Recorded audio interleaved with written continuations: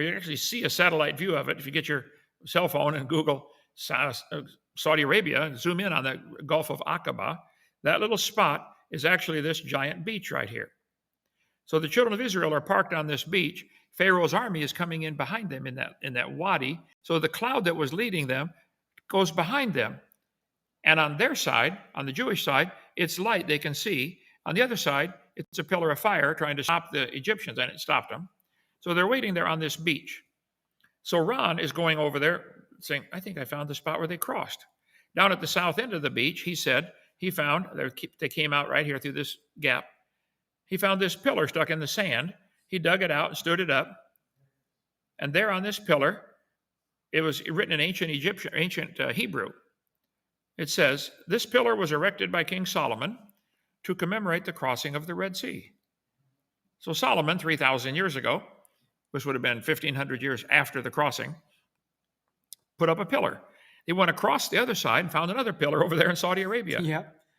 They found, both pillars are still there, put up by King Solomon. Lined up perfectly. And it's interesting, if you look at this Gulf of Aqaba, it's 5,000 feet deep, except for that spot right there. There's a natural underwater land bridge. A friend of mine went over there. He said, Brother Hovind, the underwater pathway at the Red Sea crossing site at Ron Wyatt received an incredible amount of criticism. We've taken 2 trips to the Red Sea with the latest sounding equipment to carry out depth soundings in the seabed. Our data has proven the presence of the underwater pathway, and the reports and pictures of our trip can be accessed. I don't know if that's still a good website or not, anchorstone.com. I'm not sure. Check it out. Okay, let's see. Our data does match the Israeli barometric chart, and I, for one, would appreciate a public refutal by anyone who has publicly stated it does not exist. It's true. Aaron Sen came to our ministry there. So they went across, about 9 miles across, and it's about 900 feet deep. So in 9 miles, 900 feet is a nice gentle slope up and down, easy to walk with your chariots or with your wagons and your women and children and sheep and everything else. Pharaoh's army goes down.